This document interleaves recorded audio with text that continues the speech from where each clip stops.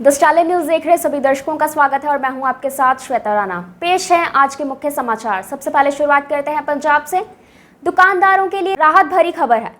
पंजाब सरकार द्वारा लगाए गए मिनी लॉकडाउन के दौरान कुछ और दुकानों को खोलने की अनुमति दी गई है। इसके तहत अब पंजाब में शराब के ठेके शाम 5 बजे तक खोलने के निर्देश जारी हुए हैं। इसके अलावा हार्डवेयर स्टोर, प्लम्बिंग स्टोर को भी खोलने की अनुमति दी गई है। कोरोना महामारी दौरान स्कूल बंद होने के कारण विद्यार्थियों की पढ़ाई के नुकसान को रोकने के लिए पंजाब के शिक्षा मंत्री विजय इंद्र सिंगला ने डीडी पंजाबी द्वारा ऑनलाइन कक्षाएं लगाने की मंजूरी दी है। जानकारी देते हुए स्कूल शिक्षा विभाग के प्रवक्ता ने बताया कि सचिव स्कूल शिक्षा पंजाब कृष्ण कुमार की देखरेख अधीन डीडी पंजाबी के द्वारा 5 मई से अलग अलग कक्षाओं की ऑनलाइन क्लासेस शुरू हो रही हैं। उन्होंने बताया कि पहली कक्षा से 5वीं कक्षा तक के विद्यार्थियों के लिए टीवी पर क्लासों का समय सुबह 9 बजे से 10:40 तक रहेगा और छठी कक्षा से 12वीं कक्षा तक के विद्यार्थियों की टीवी क्लासों का समय सुबह 10:40 से बाद दोपहर 4 बजे तक रहेगा। डीडी पंजाबी पर लगाई जाने वाली क्लासों का रोजाना शेड्यूल विद्यार्थियों के पास एक दिन पहले ही स्कूल के प्रमुख और संबंधित अध्यापकों द्वारा पहुंचा दिया जाएगा। पंजाब स्कूल शिक्षा विभाग ने राज्य के मेरिटोरियस स्कूलों में दाखिले की अंतिम तारीख में विस्तार कर दिया है। जानकारी देते हुए स्कूल शिक्षा विभाग के प्रवक्ता ने बताया कि राज्य के 10 मेरिटोरियस स्कूलों में 11वीं और 12वीं कक्षा में दाखिले के लिए रजिस्ट्रेशन 30 जून 2021 शाम 5 बजे तक करवाई जा सकती है। इन स्कूलों में अमृतसर, बठिंडा, गुरदासपुर, फिरोजपुर, जालंधर, लुधियाना, मोहाली, पटियाला, संगरूर और तलवाड़ा शामिल है। कोविड-19 के चलते पैदा हुए हालातों दौरान राज्य के लोगों को अधिक कीमत वसूले जाने से बचाने के उद्देश्य से राज्य भर में 78 व्यापारिक दुकानों पर छापे मारे गए, जिनमें से 9 व्यावसायिक संस्थाएं अधिक कीमत वसूल रही थी। उनके विरुद्ध कार्रवाई करते हुए 30,000 का जुर्माना लगाया गया है। पंजाब के उपभोक्ता मामलों के मंत्री भारत भूषण आशु ने यह जानकारी दी है। उन्होंने बताया कि जरूरी वस्तुओं की अधिक कीमत वसूलने संबंधी उनके विभाग को शिकायतें मिली थी, जिन पर कार्रवाई करते हुए राज्य भर में अलग अलग स्थानों पर छापेमारी की गई। पंजाब के मुख्यमंत्री कैप्टन अमरिंदर सिंह ने centre for research in rural and industrial development के संस्थापक और प्रसिद्ध विद्वान रशपाल मल्होत्रा की मौत पर गहरा दुख व्यक्त किया है। इस दौरान मुख्यमंत्री ने कहा कि पंजाब के ग्रामीण और औद्योगिक विकास में कीमती योगदान डालने के लिए रशपाल मल्होत्रा को हमेशा याद रखा जाएगा। पाकिस्तान अपनी हरकतों से बाज नहीं आने वाला है। एक बार फिर से पाकिस्तान द्वारा देश में घुसने की नापाक हरकत की गई। गत रात्रि बीएसएफ जवानों ने भारतीय सीमा में घुसने की कोशिश कर रहे पाकिस्तान घुसपैठियों को ढेर किया। इसके बाद इलाके का चप्पा चप्पा खंगाला गया, लेकिन कुछ खास तो नहीं, बल्कि घुसपैठियों से 30 रुपए की पाकिस्तानी करेंसी बरामद की गई। पश्चिम बंगाल विधानसभा चुनाव नतीजों के तुरंत बाद रणनीतिकार प्रशांत किशोर के संन्यास के ऐलान ने सबको हैरानी में डाल दिया है। माना गया है कि पश्चिम बंगाल चुनाव के नतीजों और प्रशांत के दावों में जो उलटफेर दिखाई दिया, उसी से परेशान होकर उन्होंने संन्यास का ऐलान किया है। लेकिन अंदर खाते यह बात भी सामने आ रही है कि प्रशांत का यह संन्यास पंजाब में कांग्रेस के लिए तैयार की जा रही रणनीति का हिस्सा है। एनएफक्यूएफ वोकेशनल अध्यापक यूनियन पंजाब के अध्यक्ष राय साहिब सिंह सिद्धू ने बताया कि पिछले 7 सालों से एनएफक्यूएफ अध्यापक सरकारी स्कूलों में पूरी मेहनत और ईमानदारी से काम करते आ रहे हैं। इसके साथ ही इन 7 सालों में सरकार की तरफ से रखी गई कंपनियों के तानाशाही रवैये का भी शिकार हो रही है, जिसकी आज एक उदाहरण सामने आई है। सरकारी सेकेंडरी स्कूल रमेदी जिला कपूरथला में साल 2017 में सेवाएं निभा रही मैडम प्रीति सैनी, जो कि पिछले 6 माह से कैंसर जैसी रामुराद बीमारी से जूझ रही हैं, वे छुट्टी पर थी। को सरकार द्वारा रखी गई ब्रिटी प्रोसेक्शन कंपनी द्वारा नौकरी से निकाले जाने का पत्र भेजा गया है। उन्होंने सरकार से अपील की है कि इस फैसले को वापस लिया जाए और मैडम की मदद की जाए, ताकि वे कैंसर जैसी भयंकर बीमारी से लड़कर जीत सके, व जल्द स्वस्थ होकर काम पर लौट सके। अब खबरें होशियारपुर से। पंजाब के उद्योग एवं वाणिज्य मंत्री सुंदर श्याम अरोड़ा ने कहा कि आने वाले 2 माह में शहर में हरियाणा रोड स्थित मुख्य शमशान घाट में अंतिम संस्कार के लिए बिजली यूनिट लगाया जा रहा है, जो करीब 1 करोड़ रुपए की लागत से लगेगा। उद्योग मंत्री ने बताया कि लोगों की सुविधा के लिए शमशान घाट के अंदर शेड का निर्माण किया जा रहा है, जिसका काम आज शुरू करवाया गया। उन्होंने बताया कि शमशान घाट के अंदर अंतिम संस्कार वाले स्थान पर कोरोना के कारण हो रही मौतों को ध्यान में रखते हुए शेड आने वाले 1 सप्ताह के अंदर अंदर तैयार हो जाएगा। संस्था कोशिश के को चेयरमैन डॉक्टर जितेंद्र कुमार ने गाँव बोर्णा का दौरा किया। इस दौरान उन्होंने गांव में चल रहे विकास कार्यों का जायजा लिया। गांव में हल्का विधायक डॉक्टर राजकुमार द्वारा सरकार में विशेष ग्रांट मुहैया करवाई गई है, जिससे गलियों एवं नालियों का कार्य करवाया जा रहा है तथा इससे बाद शमशान घाट और खेल मैदान का कार्य शुरू होगा। इस अवसर पर डॉक्टर जितेंद्र कुमार ने बताया कि विधायक डॉक्टर राजकुमार अपने हल्के के प्रत्येक गाँव के विकास के लिए प्रयासरत रहते हैं तथा आज उनके प्रयासों के चलते अधिकतर गांव विकास कार्य प्रगति पर हैं। पावरकॉम एवं ट्रांसको ठेका मुलाजिम यूनियन पंजाब के प्रदेश अध्यक्ष बलिहार सिंह व अन्य पदाधिकारियों ने कहा कि ठेका मुलाजिम कोरोना काल से न्यूनतम वेतन पर काम करते आ रहे हैं, लेकिन दुख की बात है कि अपनी जान जोखिम में डालकर काम करने वाले ठेका कर्मियों को करंट लगने या अन्य हादसा होने पर मुलाजिम या उसके परिवार को कोई मुआवजा नहीं दिया जाता, जिसके चलते वे खुद को ठगा सा महसूस कर रहे हैं। उन्होंने कहा कि अगर सरकार सच में पावर कर्मियों को कोरोना वॉरियर्स घोषित करना चाहती है, तो उससे पहले ठेका कर्मियों व उनके परिवारों का भविष्य भी सुरक्षित किए जाएं उन्होंने कहा कि अगर सरकार ने ठेका कर्मियों की मांगों की तरफ ध्यान ना दिया तो मुख्यमंत्री के अलावा सभी कैबिनेट मंत्रियों को काले झंडे दिखाकर रोष प्रदर्शन किया जाएगा। योग साधन आश्रम मॉडल टाउन में साप्ताहिक सत्संग में भक्तों का ऑनलाइन मार्गदर्शन करते हुए आश्रम के संचालक चंद्र मोहन अरोड़ा ने कहा कि गुरु शिष्य की परंपरा इस देश में सनातन काल से चली आ रही है। ये एक पवित्र आत्माओं का संबंध होता है। उन्होंने कहा कि शिष्य को जीवन का मोक्ष लक्ष्य प्राप्त करने हेतु एक सद्गुरु चाहिए। शिष्य अपने पाप कर्मों से तभी बच सकता है यदि वे अपने गुरु के बताए शुद्ध मार्ग पर चले। District governor 2021-22 rotary international district Rotarian doctor Upendra Singh Ghai की तरफ से रोटरी क्लब होशियारपुर सेंट्रल के रोटेरियन राजन सैनी को असिस्टेंट गवर्नर 2021-22 होशियारपुर जोन नियुक्त किया गया। असिस्टेंट गवर्नर नियुक्त किए जाने पर राजन सैनी ने district governor doctor Upendra Singh Ghai का धन्यवाद किया। उन्होंने कहा कि क्लब की गतिविधियों के माध्यम से अधिक समाज सेवी कार्यों को बढ़ावा दिया जाएगा। आम आदमी पार्टी ट्रेड विंग होशियारपुर ने प्रदेश संयुक्त सचिव संदीप सैनी की अगुवाई में दुकानदारों की समस्याओं को लेकर रोष जताया। इस दौरान उन्होंने विभिन्न बाजारों से होते हुए पंजाब सरकार होश में आओ, व्यापारी और व्यापार बचाओ के नारे लगाए। उन्होंने पंजाब सरकार से मांग की कि वह समझदारी से काम लेते हुए कोरोना महामारी के इस दौर में प्रदेश की आम जनता को आर्थिक बदहाली से बचाने के लिए जल्द से जल्द प्रयास करें। जिला भाजपा अध्यक्ष निपुण शर्मा, कोषाध्यक्ष डॉक्टर बिंदुसर शुक्ला व मीडिया प्रभारी कमल वर्मा ने संयुक्त तौर पर कहा कि लॉकडाउन को लेकर लगातार आ रहे नित नए फरमानों से जनता और व्यापारी वर्ग दुखी है। गैर जरूरी और जरूरी कामों की तुलना करना हास्यास्पद है। जिला प्रशासन ने भी आधे बाजार खुले और आधे बंद करवाकर अपने फर्ज से इतिश्री कर ली है, जबकि बाजारों में कोरोना अपनी रफ्तार से लोगों को अपनी चपेट में ले रहा था। जिन दुकानों को गैर जरूरी बताकर बंद करवाया गया है, स्पष्ट करें कि गैर जरूरी की परिभाषा है क्या। भाजपा नेताओं ने कहा कि उनका मानना है कि किसी भी दुकानदार से भेदभाव न करते हुए एक दिन बाईं ओर की दुकानें और दूसरे दिन दाईं ओर की सभी दुकानें खोलने की इजाजत दी जाए। कोरोना महामारी के चलते सरकार की ओर से सब्जी और ढाबा, होटल और रेस्टोरेंट मालिकों को शनिवार और रविवार दुकान खोलने हेतु सुबह 7 बजे से रात 8 बजे तक की छूट दी गई है। उसी तरह हलवाइयों को भी दुकान खोलने की छूट दी जाए। यह बात गगरेट व्यापार मंडल के प्रवक्ता देवीलाल ने पत्रकार वार्ता में कही। उन्होंने कहा कि मिठाई विक्रेता जो कि मिठाई के साथ साथ दूध, दही, पनीर, ब्रेड व मक्खन भी बेचते हैं और सभी जानते हैं कि मिठाई जो कि अक्सर कच्चा मटेरियल होने के कारण बहुत दिन संभाल कर नहीं रखी जा सकती। मिठाई विक्रेता पहले से कर्जे में डूबे हैं, उनके घर में खर्च निकालने में भी दिक्कत आ रही है। उन्होंने सरकार से मांग की कि यदि समय रहते सरकार ने उचित कदम नहीं उठाए तो हालात बद से बदतर हो जाएंगे। भाजपा जिला महिला मोर्चा ने जिला प्रधान अर्चना जैन की अगुवाई में कार्यकर्ताओं ने वार्ड 39 में पड़ती रामनगर बस्ती में गरीब लोगों को मास्क बांटे। अर्चना जैन ने कहा कि कोरोना से बचाव हेतु हर एक को जागरूक होना जरूरी है।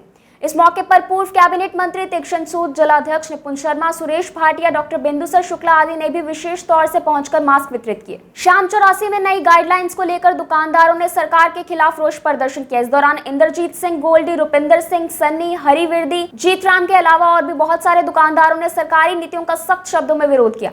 दुकानदारों ने कहा कि अगर यह स्थिति इसी तरह बनी रही तो उन्हें और भी कड़ा संघर्ष करने को मजबूर होना पड़ेगा। मंदिर कमेटी सिद्धेश्वर श्री बाबा श्रवण नाथ जी जनौड़ी के चेयरमैन समाज सेवी अशोक डडवाल का निधन हो गया। वे कुछ दिनों से अस्वस्थ चल रहे थे। उनके निधन से उनके निवास स्थान मिलाप नगर के साथ साथ उनके पैतृक गांव जनौड़ी में शोक की लहर दौड़ गई। उनके निधन पर राजनीतिक, धार्मिक एवं सामाजिक संस्थाओं के प्रतिनिधियों ने गहरा दुख व्यक्त किया है। होशियारपुर के सेशन चौक में विभिन्न दुकानदारों ने आम आदमी पार्टी के प्रदेश संयुक्त सचिव पार्षद ब्रह्मशंकर जंपा की अगुवाई में सरकार के खिलाफ रोष प्रदर्शन किया। इस मौके पर श्री जंपा ने कहा कि सरकार को लॉकडाउन संबंधी जारी पाबंदियों पर फिर से विचार करना चाहिए। उन्होंने कहा कि अगर सरकार की यही पॉलिसियां रही तो दुकानदार सड़कों पर आ जाएंगे और उनके समक्ष अपने परिवार का पालन पोषण करने के भी लाले पड़ जाएंगे। इसलिए सरकार अपने फैसले पर पुनः विचार करे। मनियारी की दुकान है, खिलौणियां वाले की दुकान है, इलैक्ट्रॉनिक वाले खड़े है। मैं सरकार ਨੂੰ ਪੁੱਛਣਾ ਚਾਹੁੰਦਾ किस किस्म का लॉकडाउन है ये जो ਤੁਹਾਨੂੰ नज़र आ रहा भी कोई ਇਹਦਾ लॉकडाउन का कोई प्रक्रिया चल रही है। ਪ੍ਰੈਸ ਨੂੰ मैं ਪੁੱਛਣਾ ਚਾਹੁੰਦਾ, ਪ੍ਰੈਸ अपना शॉट लैके दस सकती है। ਤੁਸੀਂ ਸਵੇਰੇ सब्जी मंडी चलो, कल मेरे को सब्जी मंडी के कोई आड़ती आए, कहते जी असीं तो डरदे सब्जी मंडी नहीं जा रहे। मैं कहा जी की गल हुई है? कहते तुसीं उत्थे हालात तो देखो कितना रश है, जाके हज़ार 2-2 हज़ार आदमी सवेरे इकट्ठा होंदा उत्थे कोई लॉकडाउन नहीं। असीं नहीं कहते लोग उत्थे लॉकडाउन होना चाहिए, सब्जी नहीं विकनी चाहिए है। लेकिन ये जिहड़ा दुकानदारां नूं लॉकडाउन के प्रोसैस दे विच पाता गया, ये सरकार नूं ये समझ लेना चाहिए भी ये बंदे कित्थों किराया दोगे, कित्थों नौकर नूं तनख्वाह दोगे, कित्थों बिजली का बिल दोगे, कित्थों अपना परिवार पालोगे।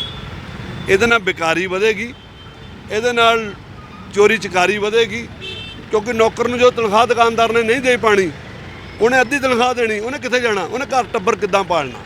तो सरकार दे जिहड़े वड्डे अफसर साहिबान है ਇਹਨਾਂ ਨੂੰ ਥੋੜਾ ਜਿਹਾ ਆਪਣੀ ਸਮਝ ਤੋਂ ਕੰਮ ਲੈਣਾ ਚਾਹੀਦਾ। ਇਹ ਆਪਣੀ ਸਮਝ ਤੋਂ ਕੰਮ ਜਿਸ ਕਿਸਮ ਦਾ ਲਾਕਡਾਊਨ ਇਹਨਾਂ ਨੇ ਲਗਾਇਆ ਇਹ ਬਿਲਕੁਲ ਫੇਲੂਅਰ ਲਾਕਡਾਊਨ ਹੈ। ਮੈਨੂੰ ਤਾਂ ਲੱਗਦਾ ਜਿਹੜਾ ਸਰਕਾਰੀ ਤੰਤਰ ਹੈ ਇਹਨਾਂ ਨੇ ਕੋਈ ਵਿਚਾਰ ਹੀ ਨਹੀਂ ਕੀਤਾ। ਇਹਨਾਂ ਨੇ ਪੈਨਿਕ ਪੈਦਾ ਕਰਤਾ। ਪੈਨਿਕ ਪੈਦਾ ਹੋਣ ਦੇ ਨਾਲ ਜਿੰਨਾ ਕੋਵਿਡ ਮੈਂ ਕਹਿੰਦਾ ਇਹਨਾਂ ਦੀ ਇਸ ਲਾਕਡਾਊਨ ਨਾਲ ਫੈਲਣਾ ਸ਼ਾਇਦ ਉਹਨਾਂ ਕੋਵਿਡ ਕਦੀ ਵੀ ਨਹੀਂ ਫੈਲੇਗਾ। ਕਿਉਂ? ਜਦੋਂ ਪੈਨਿਕ ਪੈਦਾ ਹੋਇਆ ਇੱਕ ਕਰਿਆਨੇ ਵਾਲੀ ਦੁਕਾਨ ਦੇ ਉੱਤੇ ਜ਼ਿਆਦਾ ਨਹੀਂ 50 100 ਦੀ ਬੰਦੇ ਦੀ ਭੀੜ ਨਜ਼ਰ ਆ ਰਹੀ। ਬੇਕਰੀ ਦੇ ਤਾਂ 50 ਤੋਂ 100 ਬੰਦੇ ਦੀ ਭੀੜ ਨਜ਼ਰ ਆ ਰਹੀ ਹੈ। ਹਲਵਾਈ ਦੀ ਦੁਕਾਨ ਤੇ 50 100 ਬੰਦੇ ਦੀ। ਉਹ ਮੋਬਾਈਲ ਰਿਪੇਅਰ ਤਾਂ ਮੈਨੂੰ ਦੱਸੋ ਇਹਨਾਂ ਦੀ ਲਾਕਡਾਊਨ 'ਚ ਮੋਬਾਈਲ ਰਿਪੇਅਰ ਕਿੱਥੋਂ ਆ ਗਿਆ? ਉਹਦਾ ਬਿਨਾਂ ਕੀ ਸੀਗਾ ਕਿ ਬਾਕੀ ਅਦਾਰਿਆਂ ਨੂੰ ਕਿਉਂ ਨਹੀਂ? ਇਹਨਾਂ ਨੂੰ ਚਾਹੀਦਾ ਸਾਰੀਆਂ ਦੁਕਾਨਾਂ ਖੋਲ੍ਹਣ, ਦੁਕਾਨਾਂ ਨੂੰ ਗਾਈਡਲਾਈਨ ਜਾਰੀ ਕਰਨ, ਉਹਨਾਂ ਨੂੰ ਕਹਿਣ ਉਹਨਾਂ ਦੀ ਦੁਕਾਨ ਤੇ 5 ਤੋਂ ਉੱਤੇ ਬੰਦੇ ਨਹੀਂ ਚਾਹੀਦੇ। ਜੇ ਵਾਕਿਆ ਲਾਕਡਾਊਨ ਰੋਕਣ ਦੇ ਵਿੱਚ ਸਿੰਸੀਅਰ ਹੈ, ਇਹ ਲੋਕਾਂ ਦੀ ਜਾਨ ਬਚਾਉਣ ਲਈ ਅਗਰ ਲਾਕਡਾਊਨ ਲਗਾਉਣਾ ਚਾਹੁੰਦੇ ਆ ਕੈਪਟਨ ਸਾਹਿਬ ਜਾਂ ਕੋਈ ਸੈਂਟਰ ਸਰਕਾਰ ਅਗਰ ਲਾਕਡਾਊਨ ਜਿਹੜਾ ਹੈ ਲੋਕਾਂ ਦੀ ਜਾਨ ਬਚਾਉਣ ਲਈ ਲੈਣਾ ਚਾਹੁੰਦੀ ਹੈ ਤਾਂ ਇਹਨੂੰ ਹਰੇਕ ਨੂੰ ਖੋਲ੍ਹ ਕੇ ਸਾਰਾ ਵਪਾਰ ਖੋਲ੍ਹ ਕੇ ਉਹਦੇ ਲਈ ਇੱਕ ਗਾਈਡਲਾਈਨ ਬਣਾਉਣ। ਕਿਸੇ ਦੁਕਾਨਦਾਰ ਦੇ 5 ਬੰਦੇ, ਆਪਣਾ ਦੁਕਾਨਦਾਰ ਨੂੰ ਵੀ ਤਾਂ ਆਪਣੇ ਦਾ ਫਿਕਰ ਹੈ, ਆਪਣੇ ਆਪ ਗਾਹਕ 5 ਤੋਂ ਜ਼ਿਆਦਾ ਅੰਦਰ ਨਹੀਂ ਵੜੇਗਾ। ਕੋਈ ਇਲੈਕਟ੍ਰੋਨਿਕ ਵਾਲਾ ਨਹੀਂ ਵੜੇਗਾ, ਕੋਈ ਜੁੱਤੀਆਂ ਵਾਲਾ, ਮਨਿਆਰੀ ਵਾਲਾ, ਕੱਪੜੇ ਵਾਲਾ, ਰੈਡੀਮੇਡ ਵਾਲਾ ਨਹੀਂ ਵੜੇਗਾ। ਕਿਉਂ? ਇੱਕ ਤਾਂ ਸਰਕਾਰ ਦੇ ਉਹਨੂੰ ਪਤਾ ਵੀ ਅਗਰ ਮੇਰੀ ਕੋਈ ਫੋਟੋ ਖਿੱਚ ਕੇ ਜਾਂਦੀ ਹੈ ਤੇ ਮੈਨੂੰ ਕੱਲ੍ਹ ਨੂੰ ਮੇਰੀ ਦੁਕਾਨ ਬੰਦ ਹੋ ਸਕਦੀ ਹੈ। ਤੇ ਇਸ ਕਿਸਮ ਦਾ ਲਾਕਡਾਊਨ, ਜਿਸ ਕਿਸਮ ਦਾ ਲਾਕਡਾਊਨ ਇਹਨਾਂ ਨੇ ਲਾਇਆ, ਇਹ ਲੋਕਾਂ ਨੂੰ ਬਰਬਾਦ ਕਰਨ ਦਾ, ਬਿਜ਼ਨਸ ਨੂੰ ਲੋਕਾਂ ਦੇ ਬਰਬਾਦ ਨਾ ਕਰੋ। ਛੋਟਾ ਦੁਕਾਨਦਾਰ, ਛੋਟਾ ਵਪਾਰੀ ਬਰਬਾਦ ਹੋ ਜਾਊਗਾ।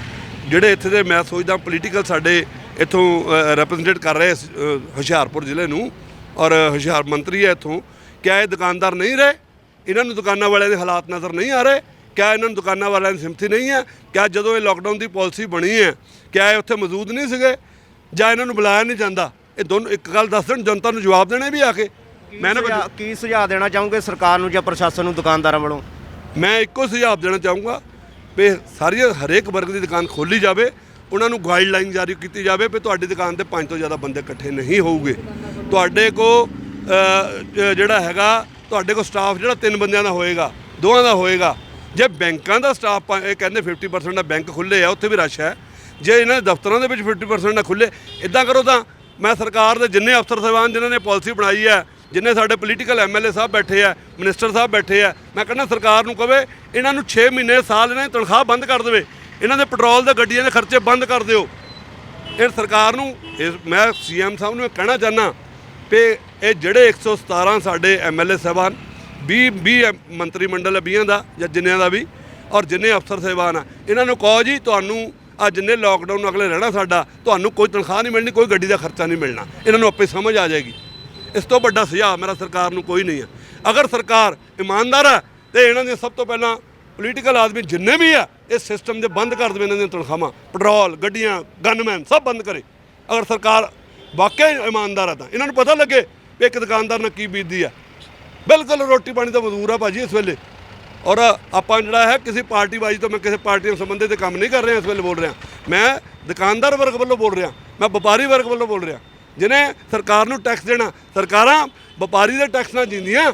ਸਰਕਾਰਾਂ ਨੂੰ ਕਹੋ ਤਾਂ ਵੀ ਇਕੱਲੇ ਕਿਸੇ ਹੋਰ ਟੈਕਸ ਲੈ ਕੇ ਦਿਖਾਉਣ ਕਿਸੇ ਕੋਲ ਵਪਾਰੀ ਤੋਂ ਇਲਾਵਾ, ਤਾਂ ਇਹ ਅਗਲੇ ਦੇ ਡੰਡੇ ਮਾਰ ਕੇ ਟੈਕਸ ਲੈਂਦੀਆਂ। ਕੋਈ ਰਿਆਤ ਨਹੀਂ, ਬਿਜਲੀ ਦੇ ਬਿੱਲ 'ਚ ਕੋਈ ਰਿਆਤ ਨਹੀਂ ਹੈ, ਕਿਸੇ ਬੈਂਕਾਂ ਦੇ ਵਿਆਜ 'ਚ ਕੋਈ ਰਿਆਤ ਨਹੀਂ। ਚਾਹੇ ਉਹ ਸੈਂਟਰ ਸਰਕਾਰ ਹੈ ਜਾਂ ਪੰਜਾਬ ਸਰਕਾਰ ਹੈ। ਤੇ ਇਹਨਾਂ ਨੂੰ ਹੱਥ ਜੋੜ ਕੇ ਲੋਕਾਂ ਦੇ ਰਹਿਮ ਕਰਨ। ਇਹ ਜਿਹੜਾ ਪੋਲੀਟੀਕਲ ਇੱਥੋਂ ਬੰਦੇ ਚੁਣ ਕੇ ਗਏ ਹੋ ਨਾ, ਅਸੀਂ ਭੇਜੇ ਹੋ ਆ, ਇਹਨਾਂ ਨੂੰ ਅਗਰ ਸਮਝ ਨਹੀਂ ਹੈ ਨਾ ਤਾਂ ਆਪਣੇ ਘਰ ਬਹਿ ਜਾਣ ਜਾ ਕੇ। ਜੇ ਗੱਲ ਨਹੀਂ ਕਰ ਸਕਦੇ ਵਪਾਰੀਆਂ ਦੀ, ਜੇ ਇਹਨਾਂ ਨੇ ਲੋਕਾਂ ਨੂੰ ਕੱਲ੍ਹ ਨੂੰ ਹੁਣ ਕਿਸੇ ਵਪਾਰੀ ਨੇ ਬਾਹਰ ਆ ਕੇ ਭਿੱਖ ਥੋੜ੍ਹੀ ਮੰਗਣੀ ਹੈ ਇਹਨਾਂ ਕੋਲ ਆ ਕੇ। ਤਾਂ ਮੈਂ ਧੰਨਵਾਦ ਕਰਦਾ, ਮੈਂ ਸਟੈਲਰ ਨਿਊਜ਼ ਦਾ ਵੀ ਧੰਨਵਾਦ ਕਰਦਾ ਵੀ ਇਹਨਾਂ ਨੇ ਮੇਰਾ ਮੁੱਦਾ ਹਮੇਸ਼ਾ, ਇਹਨੂੰ ਮੈਂ ਕਹਿੰਦਾ ਲੋਕਾਂ ਤੱਕ ਜ਼ਰੂਰ ਪਹੁੰਚਾਓ ਔਰ ਇਹਨੂੰ ਜ਼ਰੂਰ ਸ਼ੇਅਰ ਕਰਿਓ। ਜਿੱਥੇ ਤੱਕ ਇਹ ਮੁੱਦਾ ਲੋਕਾਂ ਨੂੰ ਸ਼ੇਅਰ ਕਰ ਤਾਂ ਕਿ ਸਰਕਾਰ ਦੇ ਅਫਸਰ ਜਿਹੜੇ ਇਹ ਮਿਨਿਸਟਰ ਬੋਲੇ ਹੋ ਕੇ बैठे ਆ ਇਹਨਾਂ को पहुंचे। धन्यवाद। जय हिंद। अब खबरें देश विदेश व पड़ोसी राज्यों से। मैक्सिको में गत रात्रि एक बड़ा हादसा पेश आया। मैक्सिको में पुल का एक हिस्सा उस समय गिर गया जब उस पर से मेट्रो ट्रेन गुजर रही थी। इस हादसे में 20 लोगों की मौत हो गई जबकि करीब 50 लोगों के घायल होने की खबर है। ये वीडियो सोशल मीडिया पर काफी वायरल हो रही है। वीडियो में मेट्रो के कोच बीच हवा में लटके नजर आ रहे हैं तथा बड़ी संख्या में लोगों की भीड़ भी नजर आ रही है। वहीं पुल के नीचे खड़ी कारें भी इसकी चपेट में आने से मलबे में दब गई तथा कुछ लोगों के भी मलबे में दबे होने की आशंका है तथा इसके साथ ही राहत कार्य तेजी से जारी था। कोरोना महामारी के चलते पिछले साल बुजुर्ग घर में अकेले रहने पर मजबूर थे, लेकिन इस दौरान उन्हें एहसास हुआ है कि जीवन में एक लाइफ पार्टनर की कितनी जरूरत है।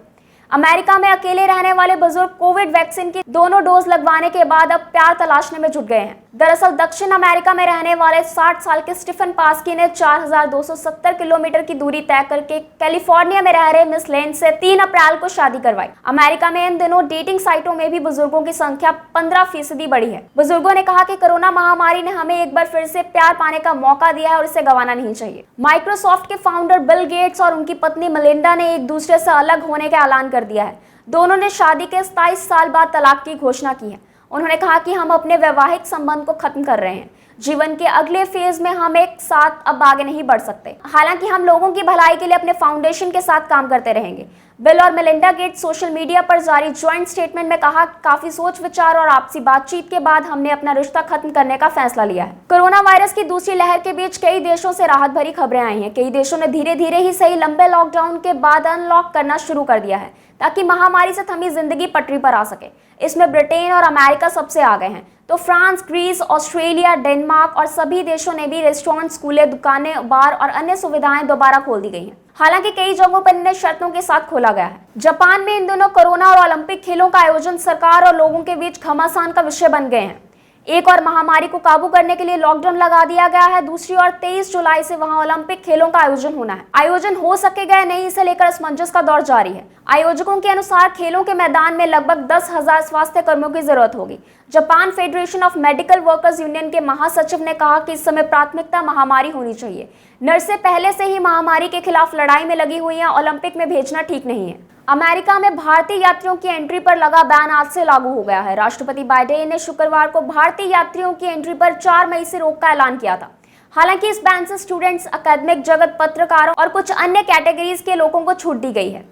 इसके अलावा उन अमेरिकी नागरिकों के गैर अमेरिकी पति या पत्नी और 21 साल से कम उम्र के बच्चों को भी एंट्री की छूट दी गई है। एयर इंडिया एयरबस पायलट ने अपने मैनेजमेंट को चेतावनी दी है कि यदि उन्हें प्राथमिकता के आधार पर कोरोना के टीके नहीं लगे तो वे अपना काम बंद कर देंगे। पायलटों की union Indian commercial pilots association ने मैनेजमेंट को चेतावनी देते हुए कहा कि यदि एयर इंडिया की ओर से राष्ट्रीय स्तर पर वैक्सीनेशन कैंप लगाकर क्रू मेंबर्स को टीके नहीं लगाए गए तो वे काम बंद कर देंगे। डायरेक्टर ऑफ ऑपरेशंस को चिट्ठी लिखकर एयर इंडिया के पायलटों ने कहा कि मैनेजमेंट की ओर से उन्हें फ्रंटलाइन वर्कर मानते हुए वैक्सीन नहीं लगवाई जा रही। राजधानी दिल्ली में तेजी से फैल रहे कोरोना संक्रमण को देखते हुए बीते 19 अप्रैल से लॉकडाउन लगा हुआ है। इस लॉकडाउन से गरीब लोगों की परेशानियां रोजाना बढ़ती जा रही हैं, जो मजदूरी करते हैं या रेहड़ी पटरी पर दुकान लगाते हैं। इसी बीच दिल्ली के मुख्यमंत्री अरविंद केजरीवाल ने मंगलवार को गरीब लोगों के हित में बड़ा ऐलान किया है। दिल्ली में रहने वाले सभी राशन कार्ड धारकों को अगले 2 महीने तक मुफ्त राशन मिलेगा।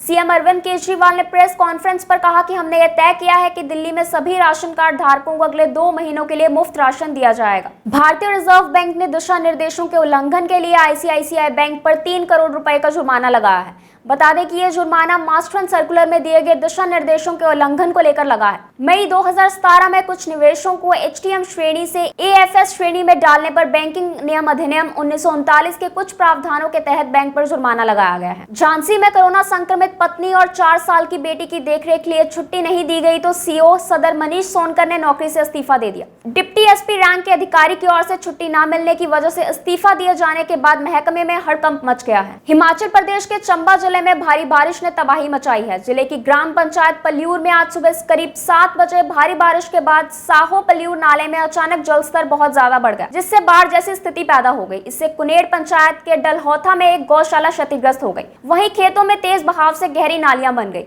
खेतों में आलू, मक्की आदि की फसलों को काफी नुकसान पहुंचा है। इसके साथ ही लोगों के घरों और गौशाला में पानी भर गया तथा गंजी में 2 कारें भी मलबे में दब गई। जम्मू के सबसे बड़े जच्चा बच्चा एसएमजीएस अस्पताल में इंसानियत को शर्मसार करने वाली खबर मिली है। 2 महीने की कोरोना पॉजिटिव बच्ची की उपचार के दौरान हुई मौत की सूचना मिलने पर अभिभावक शव को अस्पताल में ही छोड़कर चले गए। सूत्रों के अनुसार पता चला है कि माता पिता कठुआ जिले से रविवार को 2 महीने की अस्वस्थ बच्ची को अस्पताल में लेकर पहुंचे थे। बच्ची को कोविड टेस्ट करने पर वह पॉजिटिव पाई गई और उपचार के दौरान उसकी मृत्यु हो गई। इस दौरान माता पिता बच्ची को अस्पताल में ही छोड़ गए। जम्मू संभाग के रामबन में स्थानीय कोविड अस्पताल में एक संक्रमित की वेंटिलेटर न चलने से मौत का मामला सामने आया है। परिजनों ने आरोप लगाया है कि डॉक्टरों ने वेंटिलेटर चलाने की जानकारी ना होने का तर्क देकर मरीज को अपने हाल पर छोड़ दिया। ऑक्सीजन ना मिलने की वजह से मरीज की मौत हो गई। कोरोना महामारी के बीच 108 नेशनल एम्बुलेंस सेवा हमीरपुर जिला वासियों के लिए आपातकालीन परिस्थितियों में वरदान साबित हो रही है। बात चाहे कोई दुर्घटना की हो या कोई अन्य मेडिकल इमरजेंसी की, 108 की टीम पूरी निष्ठा और सेवा भाव के साथ जनता की सेवा कर रही है। इसका ताजा उदाहरण जिले के नौदौन क्षेत्र में देखने को मिला,